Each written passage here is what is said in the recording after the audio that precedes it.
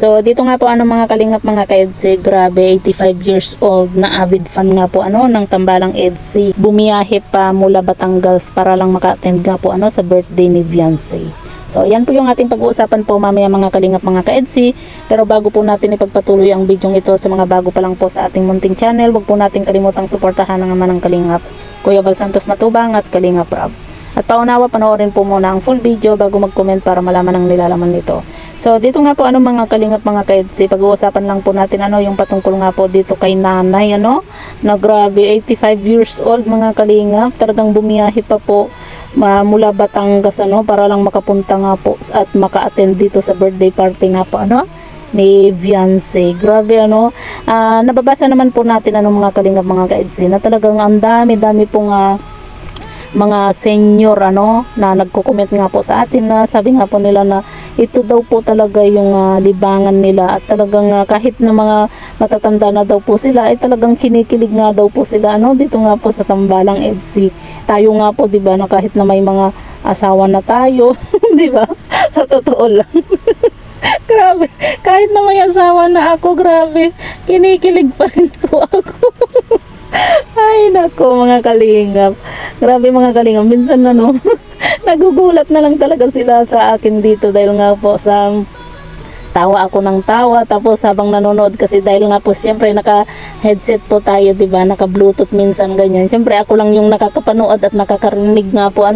dito nga po sa pinapanood ko na Tambalang EDSI. Talagang siyempre nakangiti lang ako mula umpisa pag nanonood ako, tapos tatawa-tawa, nagugulat na lang po sila mga kalingap dito, yung mga kasama ko nga po dito yung asawa ko na daw yung tawa daw ako ng tawa kiliti, ayan yung sabi sa akin na kiliting-kiliti, yung sabi nga po gano'n Siyempre 'di ba, ang dami po talagang kinikilig kaya dito sa Tambalang EDSI lalo na nung isinayaw nga po ni Kalingap Edu itong si Viancy mga kalingap.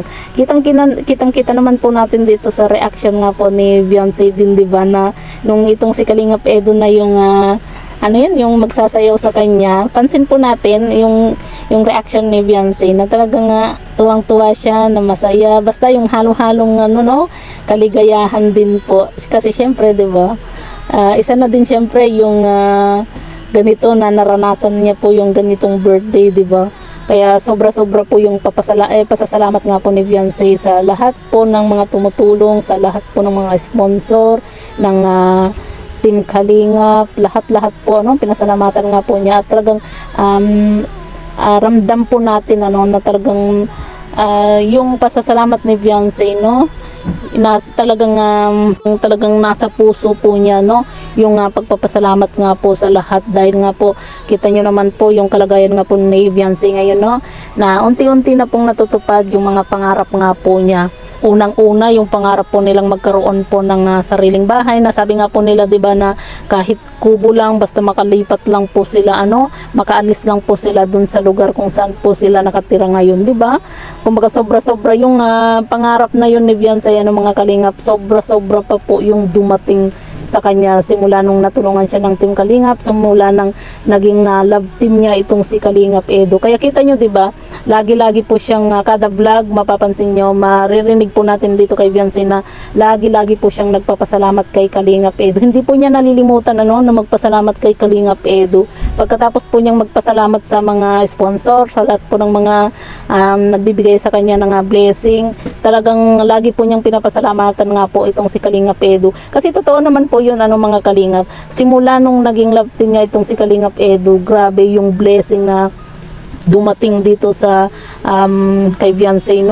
maging sa kanyang pamilya 'di ba. Nagkaroon sila ng ngayon, pinapagawa na po yung bahay nila, tapos meron silang tricycle, motor 'di ba, tapos yung mga iba pa yung cash na natatanggap nga po nila 'di ba. Ang dami po na blessing na natanggap ni Viancy simula po nang maging love team nga po niya itong si Kalingap Edu